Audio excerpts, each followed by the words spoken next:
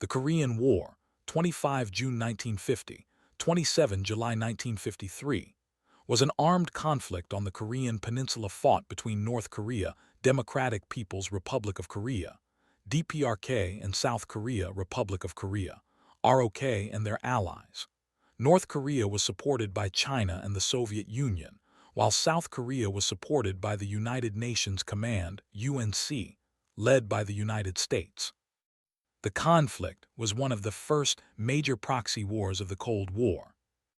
After the end of World War II in 1945, Korea, which had been a Japanese colony for 35 years, was divided by the Soviet Union and the United States into two occupation zones B, at the 38th parallel, with plans for a future independent state.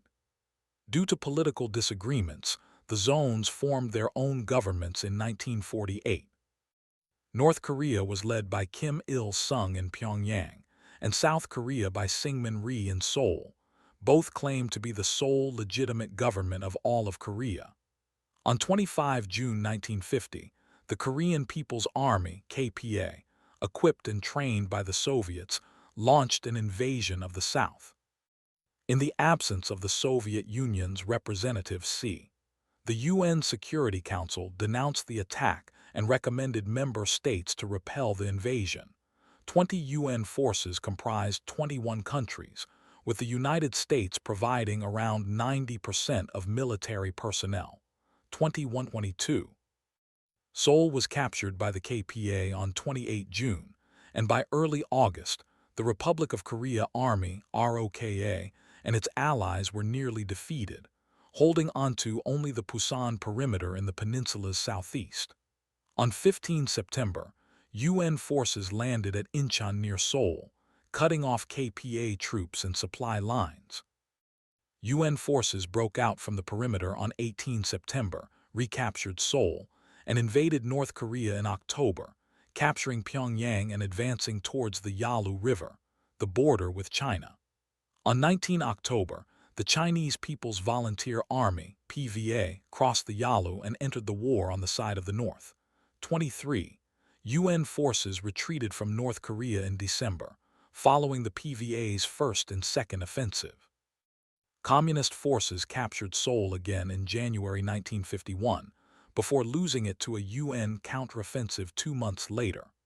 After an abortive Chinese spring offensive, UN forces retook territory roughly up to the 38th parallel. Armistice negotiations began in July 1951, but dragged on as the fighting became a war of attrition, and the North suffered heavy damage from UN bombing. Combat ended on 27 July 1953 with the signing of the Korean Armistice Agreement, which allowed the exchange of prisoners and created a 4-kilometer-wide, 2+1-2-mile, demilitarized zone, DMZ, along the front line, with a joint security area at Panmunjom. The conflict caused more than 1 million military deaths and an estimated 2 to 3 million civilian deaths. Alleged war crimes include the mass killing of suspected communists by Seoul and the mass killing of alleged reactionaries by Pyongyang. North Korea became one of the most heavily bombed countries in history, 24, and virtually all of Korea's major cities were destroyed. 25. No peace treaty has been signed, making the war a frozen conflict. 26-27. Names: Korean War. South Korean name: Hangul 625. Hanja. Transcriptions: North Korean name: Hancha. Transcriptions: in South Korea, the war is usually referred to as the 625 War, 625 Ugeo Dongnan, or simply 625, reflecting the date of its commencement on 25 June, 28. In North Korea, the war is officially referred to as the Fatherland Liberation War, Chaguk Hibang Chanying, or the Chosun Korean War, Chosun Chanying, 29. In mainland China, the segment of the war after the intervention of the People's Volunteer Army is commonly and officially known as the Great Movement to Resist America and Assist Korea. 30. Chinese. Pinyin, Kangmei Yuanchao Zhenjiang, while the segment preceding that is officially called the Korean Civil War, simplified Chinese, traditional Chinese, Pinyin, Kaoxian Nizhen. The term Chosun War, simplified Chinese, traditional Chinese, Pinyin, Kaoxian Zhanjiang is sometimes used unofficially. The term Han-Korean War, Chinese, Pinyin, Han-Zhan is most used in Taiwan, Republic of China, Hong Kong, and Macau. In the U.S., the war was initially described by President Harry S. Truman as a police action, as the U.S. never formally declared war, and the operation was conducted under the auspices of the UN. 31 It has sometimes been referred to in the English-speaking world as the Forgotten War, or the Unknown War, because of the lack of public attention it received relative to World War II and the Vietnam War. 32-33. Background: Imperial Japanese Rule, 1910–1945. Main article: Korea under Japanese rule. The Empire of Japan diminished the influence of China over Korea in the First Sino-Japanese War, 1894–95. 34 A decade later, after defeating Imperial Russia in the Russo-Japanese War, Japan made the Korean Empire its protectorate with the Eulsa Treaty in 1905, then annexed it with the Japan-Korea Treaty of 1910. 35. Many Korean nationalists fled the country. The Provisional Government of the Republic of Korea was founded in 1919 in nationalist China.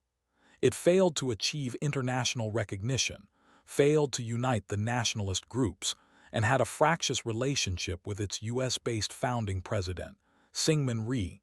36.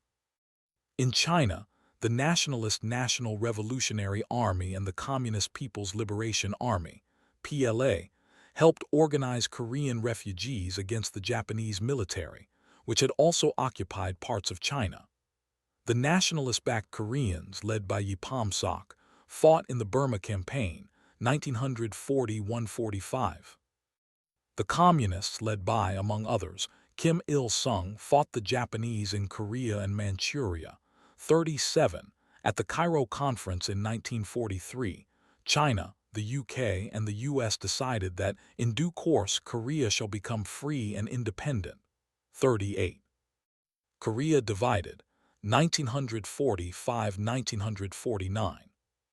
Main article: Division of Korea. At the Tehran Conference in 1943 and the Yalta Conference in February 1945, the Soviet Union promised to join its allies in the Pacific War within 3 months of the victory in Europe. The USSR declared war on Japan and invaded Manchuria on 8 August 1945. 39-40 On 10 August, Soviet forces entered northern Korea and secured most major cities in the north by 24 August. 41. 82 Japanese resistance was light. 41. 82 Having fought Japan on Korean soil, the Soviet forces were well received by Koreans. 41. 82. On 10 August in Washington, U.S. Colonels Dean Rusk and Charles H. Bonesteel III were assigned to divide Korea into Soviet and U.S. occupation zones and proposed the 38th parallel as the dividing line. This was incorporated into the U.S. General Order No. 1, which responded to the Japanese surrender on 15 August. Explaining the choice of the 38th parallel, Rusk observed, even though it was further north than could be realistically reached by U.S. SIC forces in the event of Soviet disagreement, we felt it important to include the capital of Korea in the area of responsibility of American troops. 42-43. Joseph Stalin, however, maintained his wartime policy of cooperation, and on 16 August, the Red Army halted at the 38th parallel for 3 weeks to await the arrival of U.S. forces. 44. On 7 September 1945, General Douglas MacArthur issued Proclamation No. 1 to the people of Korea, announcing U.S. military control over Korea south of the 38th parallel, and establishing English as the official language during military control. 45. On 8 September, U.S. Lieutenant General John R. Hodge arrived in Incheon to accept the Japanese surrender south of the 38th parallel, 46, appointed as military governor. Hodge directly controlled South Korea as head of the United States Army military government in Korea, USAMJK 1945-48, 47. In December 1945, Korea was administered by the U.S. Soviet Union Joint Commission, as agreed at the Moscow Conference, to grant independence after a 5-year trusteeship, 48-49. Waiting 5 years for independence was unpopular among Koreans, and riots broke. The Communist Party supported the trusteeship, while Kim Koo and Syngman Rhee led the anti-trusteeship movement against both the U.S. military government and the Soviet military administration, 50-51. To contain them, the USAMJK banned strikes on 8 December and outlawed the PRK Revolutionary Government and People's Committees on 12 December, 52. Following further civilian unrest, 53, the USAMJK declared martial law. Citing the inability of the Joint Commission to make progress, the UN decided to hold an election under UN auspices to create an independent Korea, as stated in UN General Assembly Resolution 112. The Soviet authorities and Korean communists refused to participate in the election. The final attempt to establish a unified government was thwarted by North Korea's refusal. Due to concerns about division caused by an election without North Korea's participation, many South Korean politicians boycotted it. 54-55. The 1948 South Korean general election was held in May. 56-57. The resultant South Korean government promulgated a national political constitution on 17 July and elected Syngman Rhee as president on 20 July. The Republic of Korea, South Korea, was established on 15 August 1948. In the Soviet Korean zone of occupation, the Soviets agreed to the establishment of a communist government 56, led by Kim Il-sung. 58. The 1948 North Korean parliamentary elections took place in August. 59. The Soviet Union withdrew its forces in 1948 and the U.S. in 1949. 60-61. Chinese Civil War, 1945-1949. With the end of the war with Japan, the Chinese Civil War resumed in earnest between the Communists and the nationalist-led government. While the Communists were struggling for supremacy in Manchuria, they were supported by the North Korean government with material and manpower. 62. According to Chinese sources, the North Koreans donated 2,000 railway cars worth of supplies, while thousands of Koreans served in the Chinese PLA during the war. 63. North Korea also provided the Chinese Communists in Manchuria with a safe refuge for non-combatants and communications with the rest of China. 62. As a token of gratitude, between 50,000 and 70,000 Korean veterans who served in the PLA were sent back along with their weapons. And they later played a significant role in the initial invasion of South Korea. 62. China promised to support the North Koreans in the event of a war against South Korea. 64. Communist insurgency in South Korea, 1940-1950. By 1948, a North Korea-backed insurgency additional citation, S needed, had broken out in the southern half of the peninsula. This was exacerbated by the undeclared border war between the Koreas, which saw division-level engagements and thousands of deaths on both sides. 65. The ROK was almost entirely trained and focused on counterinsurgency, rather than conventional warfare. They were equipped and advised by a force of a few hundred American officers, who were successful in helping the ROKA to subdue guerrillas and hold its own against North Korean military, Korean People's Army, KPA, forces along the 38th parallel. 66. Approximately 8,000 South Korean soldiers and police officers died in the insurgent war and border clashes. 67. The first socialist uprising occurred without direct North Korean participation, though the guerrillas still professed support for the northern government. Beginning in April 1948 on Jeju Island, the campaign saw arrests and repression by the South Korean government in the fight against the South Korean Labor Party, resulting in 30,000 violent deaths, among them 14,373 civilians, of whom were killed by rebels and by ROK security forces. The Yosu, Suncheon Rebellion overlapped with it, as several thousand army defectors waving red flags massacred right-leaning families. This resulted in another brutal suppression by the government, and between 2,976 and 3,392 deaths. By May 1948, both uprisings had been crushed. 68.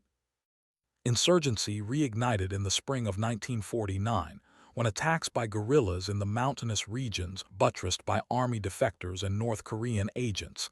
Additional citation. Needed. Increased. Insurgent activity peaked in late 1949 as the ROKA engaged so-called People's Guerrilla Units. Organized and armed by the North Korean government, and backed by 2,400 KPA commandos who had infiltrated through the border, these guerrillas launched an offensive in September aimed at undermining the South Korean government and preparing the country for the KPA's arrival in force. This offensive failed. 69. However, the guerrillas were now entrenched in the Tibiksan region of the North Gyeongsang province and the border areas of the Gangwon province. 70. While the insurgency was ongoing, the ROKA and KPA engaged in battalion-sized battles along the border, starting in May 1949. 66.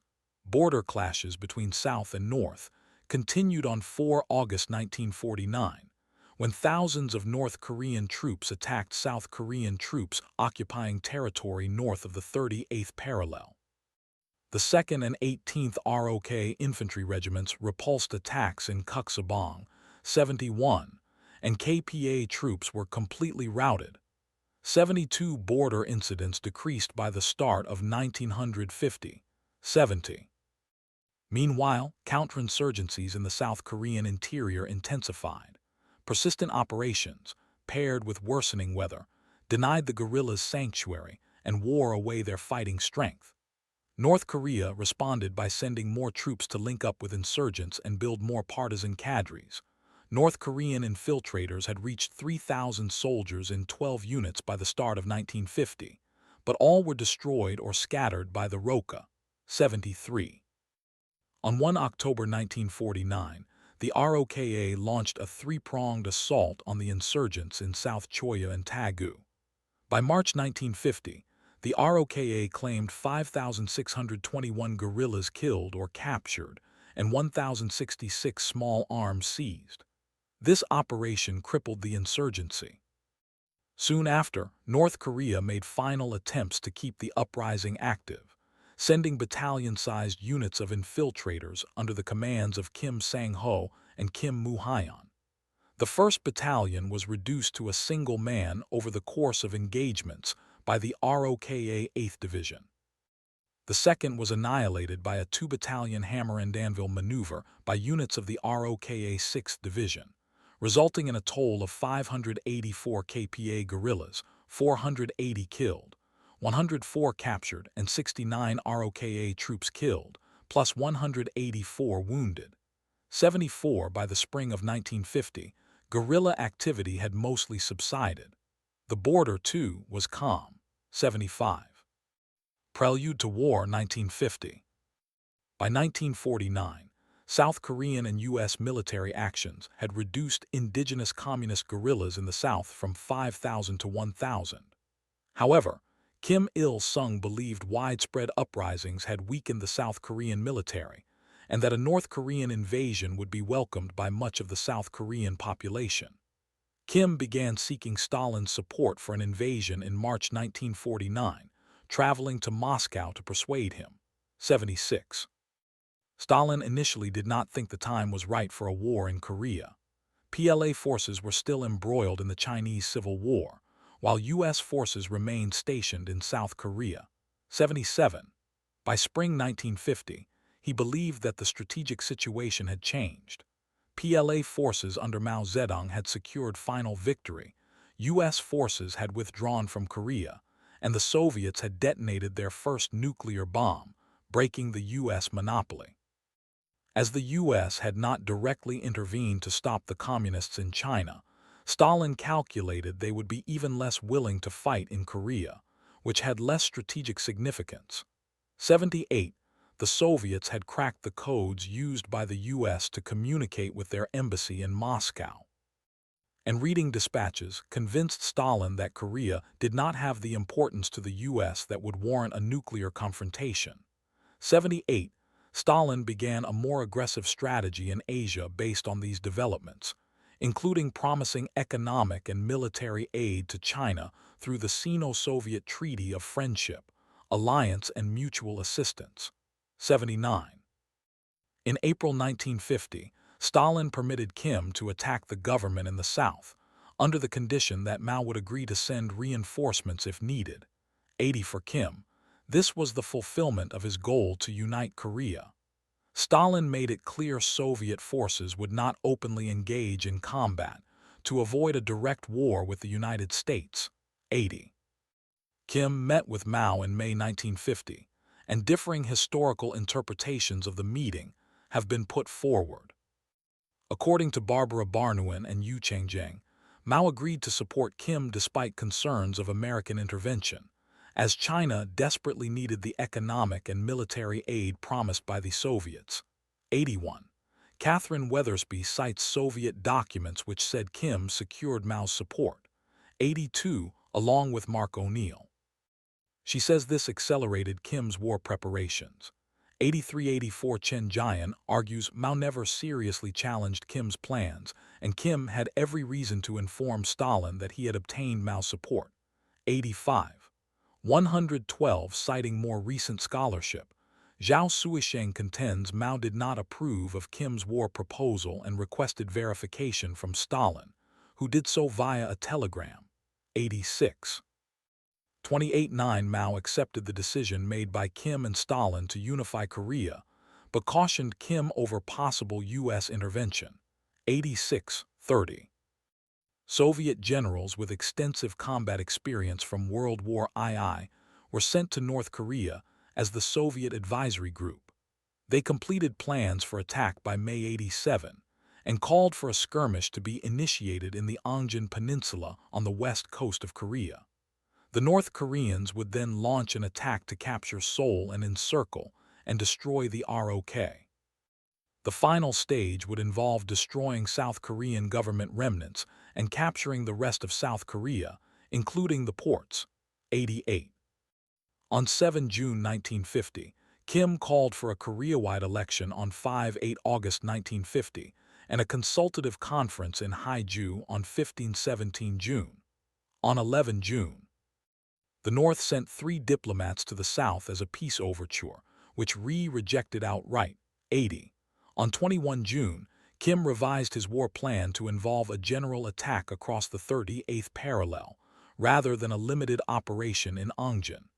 Kim was concerned that South Korean agents had learned about the plans and that South Korean forces were strengthening their defenses. Stalin agreed to this change. 89. While these preparations were underway in the North, there were clashes along the 38th parallel, especially at Kaesong and Ongjin, many initiated by the South. 1991, the ROK was being trained by the U.S. Korean Military Advisory Group, KMAG.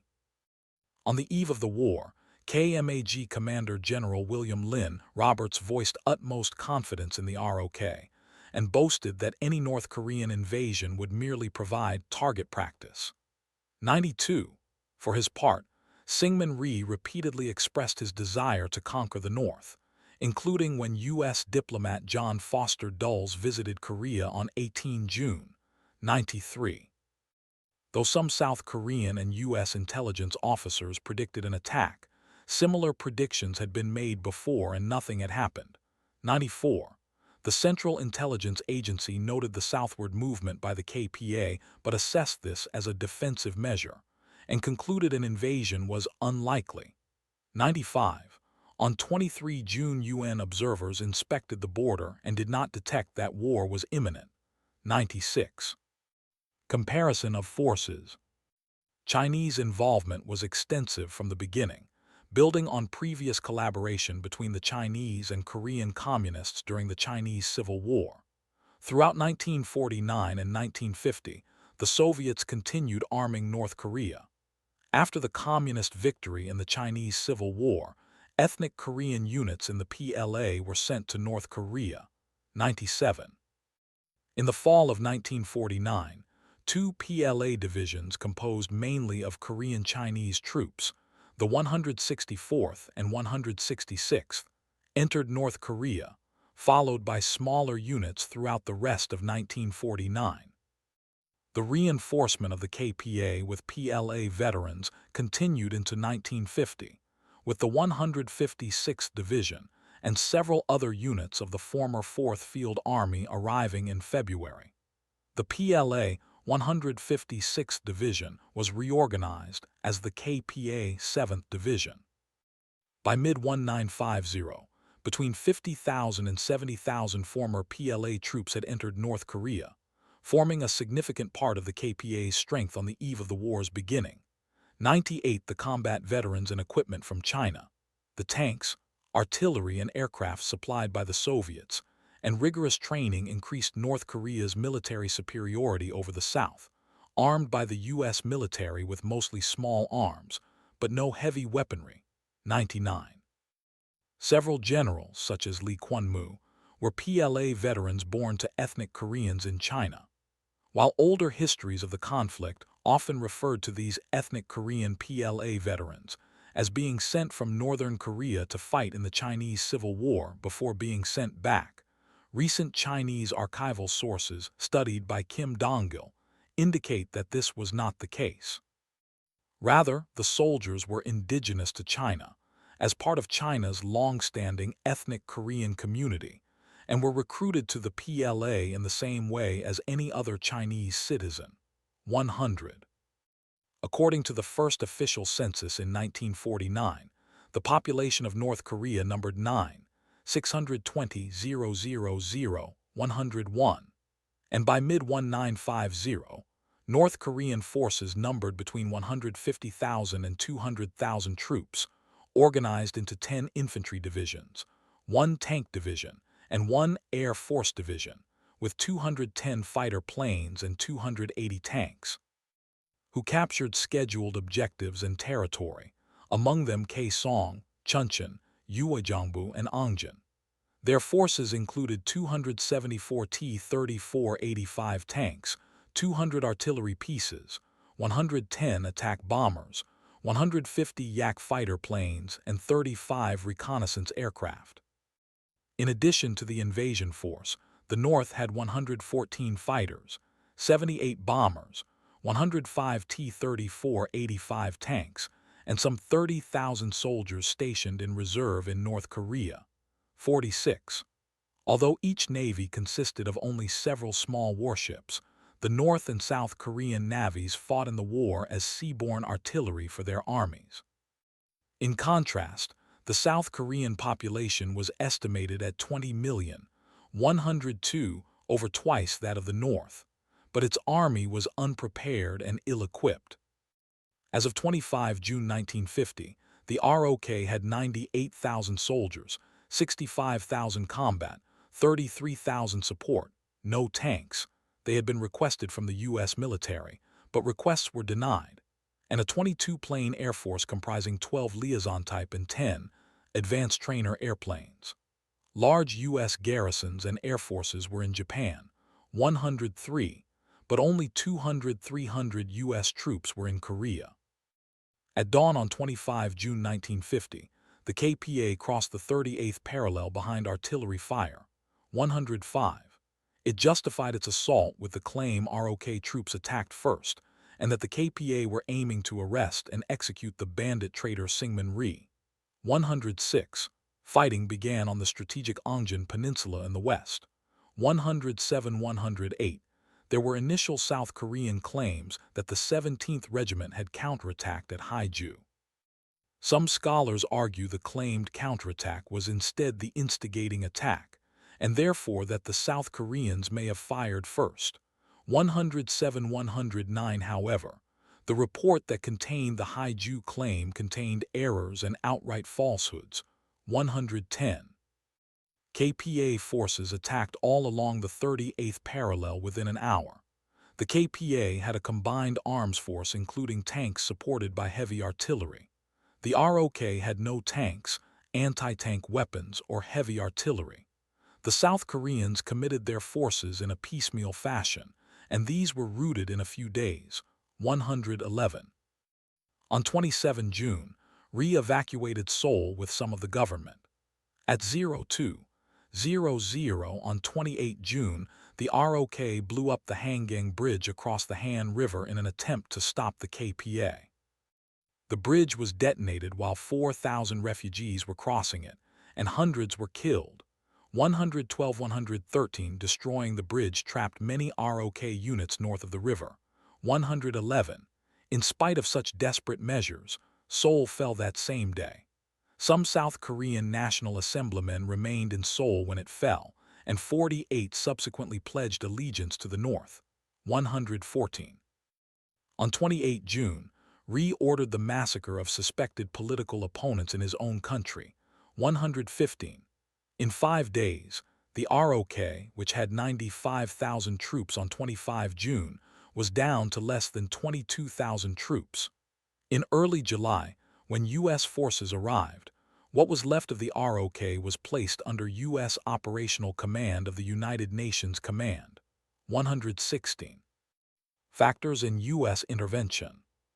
Main articles: United States in the Korean War and Foreign Policy of the Harry S. Truman Administration. The Truman administration was unprepared for the invasion. Korea was not included in the Strategic Asian Defense Perimeter outlined by United States Secretary of State Dean Acheson. 117 military strategists were more concerned with the security of Europe against the Soviet Union than that of East Asia. 118. The administration was worried a war in Korea could quickly escalate without American intervention. Diplomat John Foster Dulles stated, "To sit by while Korea is overrun by unprovoked armed attack would start a disastrous chain of events leading most probably to World War." 119. While there was hesitance by some in the U.S. government to get involved, considerations about Japan fed into the decision to engage on behalf of South Korea. After the fall of China to the Communists, U.S. experts saw Japan as the region's counterweight to the Soviet Union and China. While there was no U.S. policy dealing with South Korea directly as a national interest, its proximity to Japan increased its importance. Said Kim, the recognition that the security of Japan required a non-hostile Korea led directly to President Truman's decision to intervene. The essential point is that the American response to the North Korean attack stemmed from considerations of U.S. policy toward Japan. 120-121. Another consideration was the Soviet reaction if the U.S. intervened.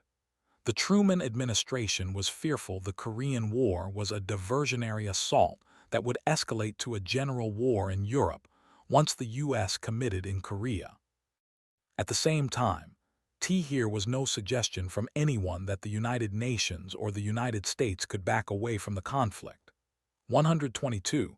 Yugoslavia, a possible Soviet target because of the Tito-Stalin split, was vital to the defense of Italy and Greece, and the country was first on the list of the National Security Council's post-North Korea invasion list of chief danger spots. 123. Truman believed if aggression went unchecked, a chain reaction would start that would marginalize the UN and encourage communist aggression elsewhere. The UN Security Council approved the use of force to help the South Koreans. 124. The Truman administration was uncertain whether the attack was a ploy by the Soviet Union or just a test of U.S. resolve.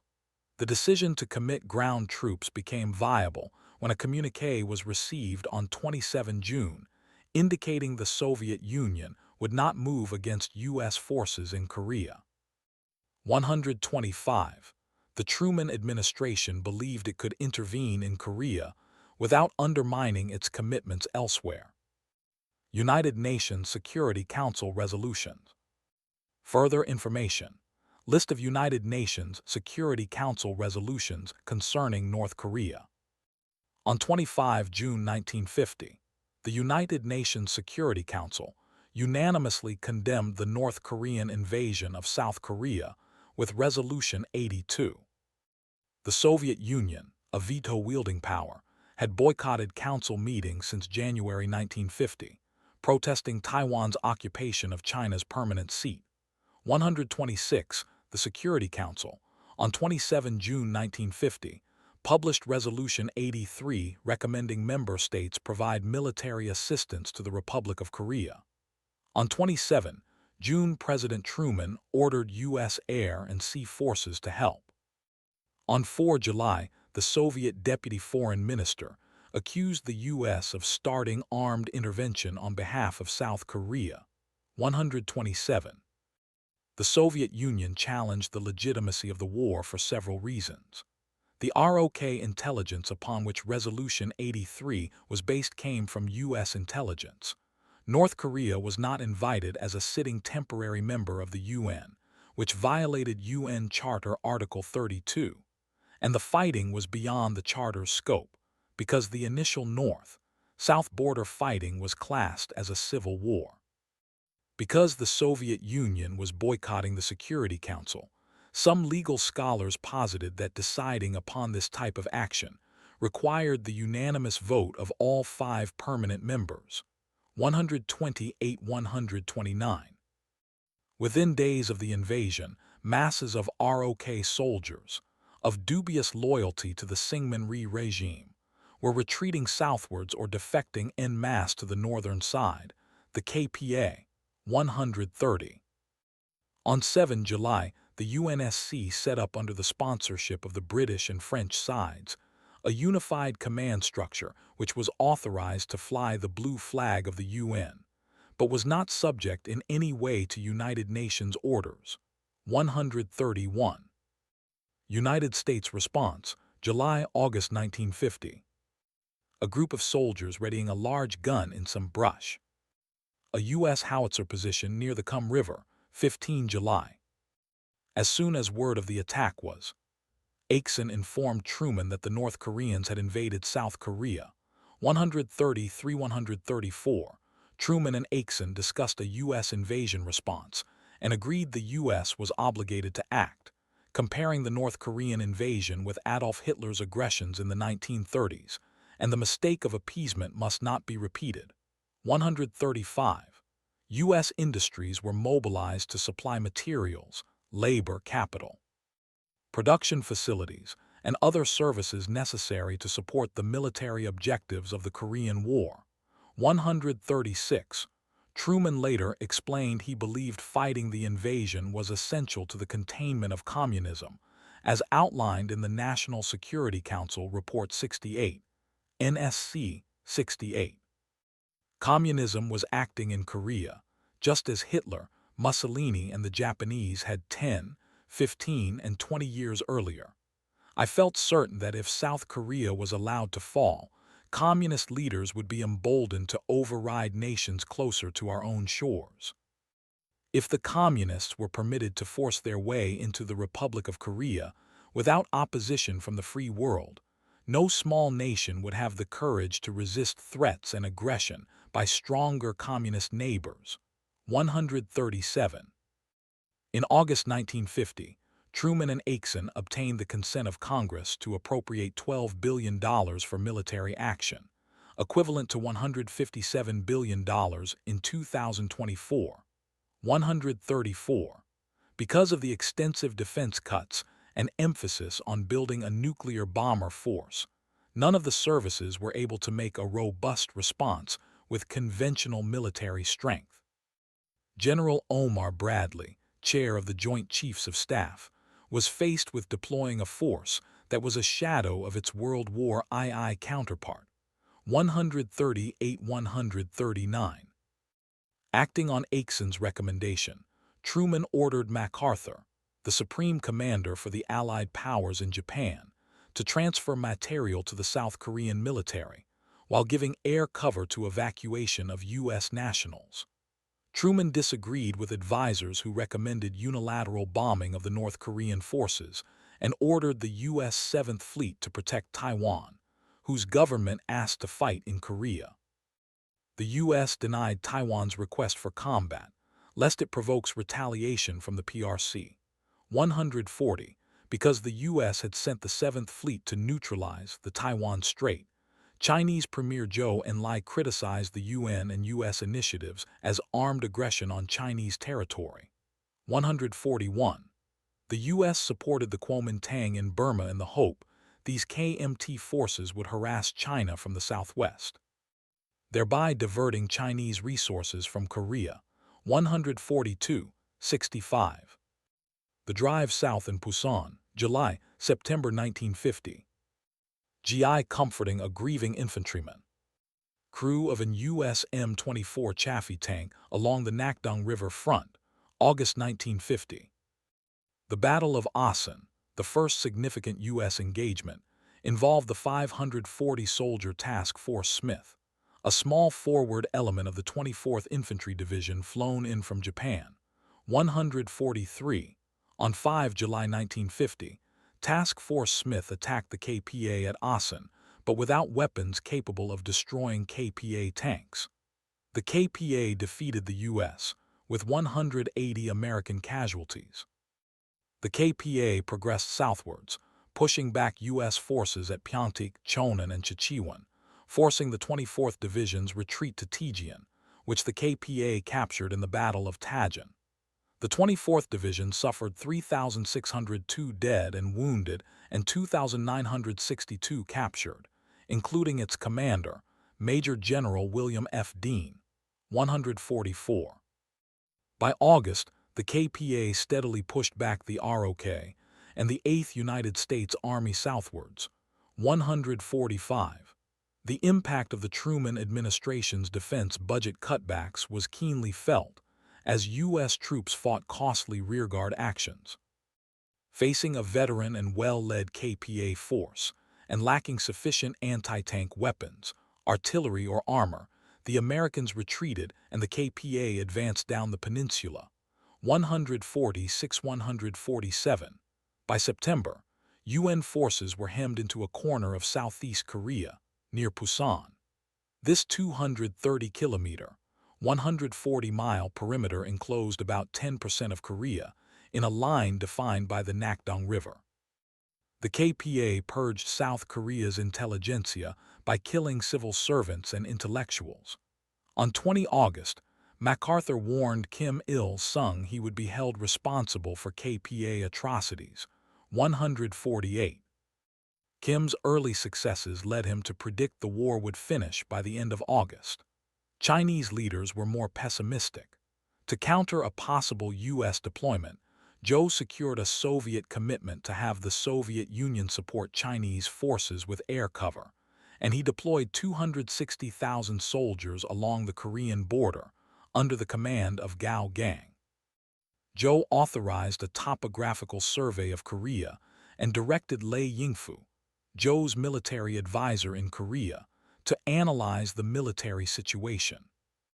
Lei concluded MacArthur would likely attempt a landing at Incheon. 149-150. After conferring with Mao that this would be MacArthur's most likely strategy, Zhou briefed Soviet and North Korean advisors of Lei's findings and issued orders to PLA commanders to prepare for U.S. naval activity in the Korea Strait. 151. In the resulting Battle of Pusan Perimeter, UN forces withstood KPA attacks meant to capture the city at the Nakdong Bulge, Pyeongdong, and Taegu. The United States Air Force, USAF, interrupted KPA logistics with 40 daily ground support sorties, which destroyed 32 bridges, halting daytime road and rail traffic. KPA forces were forced to hide in tunnels by day and move only at night. 152. To deny military equipment and supplies to the KPA, the USAF destroyed logistics depots, refineries, and harbors, while U.S. Navy aircraft attacked transport hubs. Consequently, the overextended KPA could not be supplied throughout the South. 153. On 27 August, aircraft from the 67th Fighter Squadron mistakenly attacked facilities in Chinese territory, and the Soviet Union called the Security Council's attention to China's complaint about the incident. 154. The U.S. proposed that a commission composed of India and Sweden determine what the U.S. should pay in compensation. But this was vetoed by the Soviet Union. 155-156. Meanwhile, U.S. garrisons in Japan continually dispatched soldiers and military supplies to reinforce defenders in the Pusan perimeter. 157. MacArthur went so far as to call for Japan's rearmament.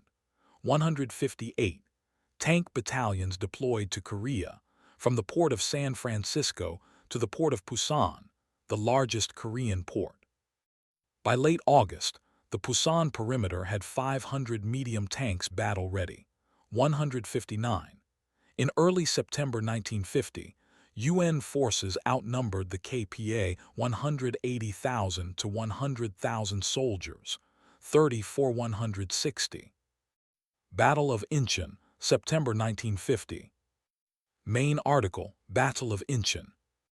Against the rested and rearmed Pusan perimeter defenders and their reinforcements, the KPA were undermanned and poorly supplied. Unlike the UN, they lacked naval and air support. 161. To relieve the Pusan perimeter, MacArthur recommended an amphibious landing at Incheon near Seoul, well over 160 km, 100 mi behind the KPA lines. 162. On 6 July, he ordered Major General Hobart R. Gay, commander of the U.S. 1st Cavalry Division, to plan an amphibious landing at Incheon. On 12-14 July, the 1st Cavalry Division embarked from Yokohama, Japan, to reinforce the 24th Infantry Division inside the Pusan perimeter. 163. Soon after the war began, MacArthur began planning an Incheon landing, but the Pentagon opposed him. 162. When authorized, he activated a combined U.S. Army and Marine Corps and ROK force. The X-Corps consisted of 40,000 troops of the 1st Marine Division, the 7th Infantry Division, and around 8,600 ROK soldiers. 164. By 15 September, the amphibious force faced few KPA defenders at Incheon. Military intelligence, psychological warfare, guerrilla reconnaissance, and protracted bombardment facilitated a light battle. However, the bombardment destroyed most of Incheon. 165. Breakout from the Pusan perimeter.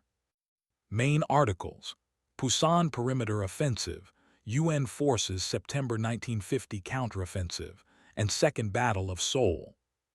M-26 Pershing tanks during the Second Battle of Seoul in September 1950. In the foreground, UN troops round up North Korean prisoners of war.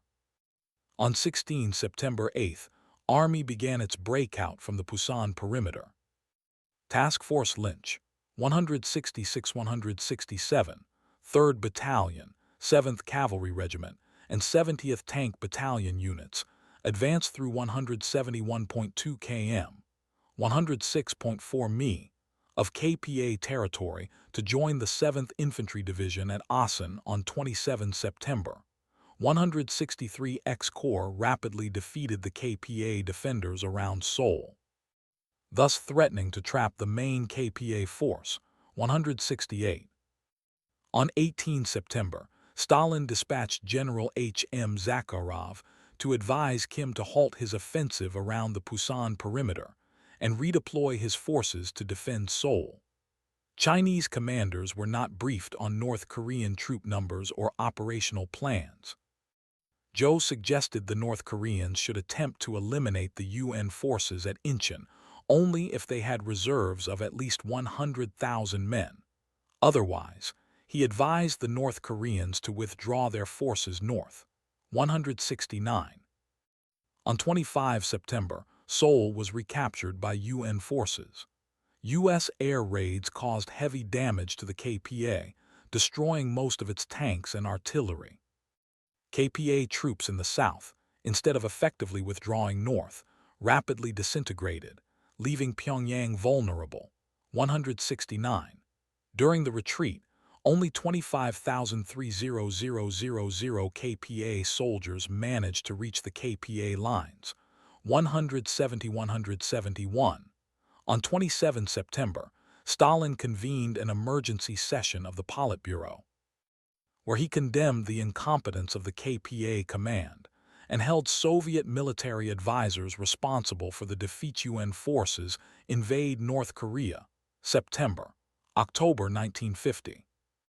Main article, UN offensive into North Korea. On 27 September, MacArthur received secret National Security Council Memorandum 80-11 from Truman reminding him operations north of the 38th parallel was authorized only if, at the time of such operation, there was no entry into North Korea by major Soviet or Chinese Communist forces, no announcements of intended entry, nor a threat to counter our operations militarily. 172. On 29 September, MacArthur restored the government of the Republic of Korea under Syngman Rhee. 169. The Joint Chiefs of Staff on 27 September sent MacArthur a comprehensive directive. It stated the primary goal was the destruction of the KPA, with the unification of the peninsula under Rhee as a secondary objective, if possible. The Joint Chiefs added this objective was dependent on whether the Chinese and Soviets would intervene, and was subject to changing conditions. 173. U.S. Air Force attacking railroads south of Wonsan on the eastern coast of North Korea. On 30 September, Joe warned the U.S. that China was prepared to intervene if the U.S. crossed the 38th parallel. Joe attempted to advise KPA commanders on how to conduct a general withdrawal by using the same tactics that allowed Chinese Communist forces to escape nationalist encirclement campaigns in the 1930s, but KPA commanders did not use these tactics effectively. 174. Bruce Cummings argues, however, that the KPA's rapid withdrawal was strategic, with troops melting into the mountains from where they could launch guerrilla raids on the UN forces spread out on the coasts. 175. By 1 October, the UN command had driven the KPA past the 38th parallel, and Roh-K forces pursued the KPA northwards. 176. MacArthur demanded the KPA's unconditional surrender. 177. On 7 October, with UN authorization, the UN command forces followed the ROK forces northwards. 178. The U.S. 8th Army drove up western Korea and captured Pyongyang on 19 October. 179. On 20 October, the U.S. 187th Airborne Regiment made their first of their two combat jumps during the war at Suncheon and Sukcheon. The mission was to cut the road north to China, prevent North Korean leaders from escaping Pyongyang, and rescue U.S. prisoners of war. At month's end, UN forces held 135,000 KPA prisoners of war. As they neared the Sino-Korean border, the UN forces in the west were divided from those in the east by 8,161 km, 5,100 mi, of mountainous terrain. 180. In addition to the 135,000 captured, the KPA had suffered some 200,000 soldiers killed or wounded, for a total of 335,000 casualties since the end of June 1950, and lost 313 tanks. A mere 25,000 KPA regulars retreated across the 38th parallel, as their military had collapsed. The UN forces on the peninsula numbered 229,722 combat troops, including 125,126 Americans and 82,786 South Koreans. 119,559 rear area troops, and 36,667 U.S. Air Force personnel. 181. MacArthur believed it necessary to extend the war into China to destroy depots supplying the North Korean effort. Truman disagreed and ordered caution at the Sino-Korean border. 182. China intervenes October-December 1950. Chinese forces cross the frozen Yalu River. See also, China in the Korean War. On 3 October 1950, China attempted to warn the U.S. through its embassy in India. It would intervene if UN forces crossed the 38th parallel. 183, 4285. 169. The U.S. did not respond as policymakers in Washington, including Truman, considered it a bluff. 183, 4285. 169, 184, 57. On 15 October, Truman and MacArthur met at Wake Island. This was much publicized because of MacArthur's discourteous refusal to meet the president in the contiguous U.S. 185. To Truman, MacArthur speculated there was little risk of Chinese intervention in Korea. 186. And the PRC's opportunity for aiding the KPA had lapsed. He believed the PRC had 300,000 soldiers in Manchuria and 100,000 at the Yalu River.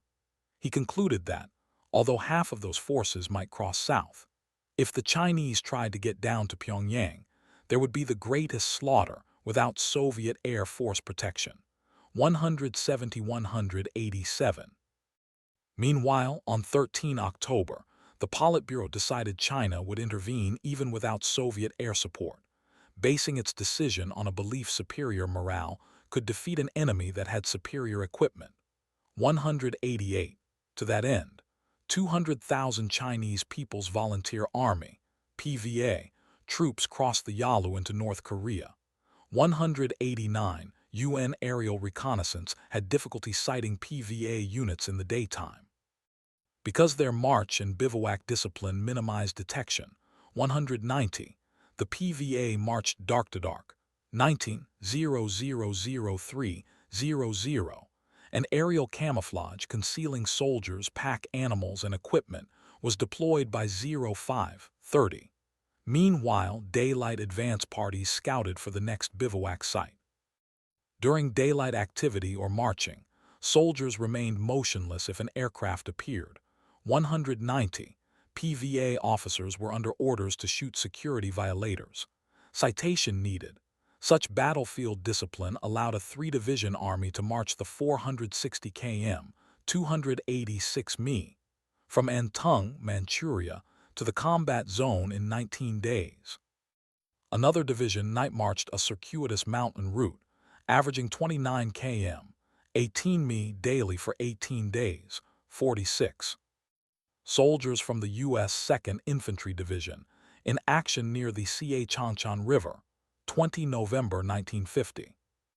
After secretly crossing the Yalu River on 19 October, the PVA 13th Army Group launched the first phase offensive on 25 October, attacking advancing UN forces near the Sino-Korean border. This decision, made solely by China, changed the attitude of the Soviet Union. 12 days after PVA troops entered the war, Stalin allowed the Soviet air forces to provide air cover and supported more aid to China. 191. After inflicting heavy losses on the ROK-II Corps at the Battle of Anjiang, the first confrontation between Chinese and U.S. military occurred on 1 November 1950. Deep in North Korea, thousands of soldiers from the PVA 39th Army encircled and attacked the U.S. 8th Cavalry Regiment with three-prong assaults from the north, northwest, and west, and overran the defensive position flanks in the Battle of Unsan.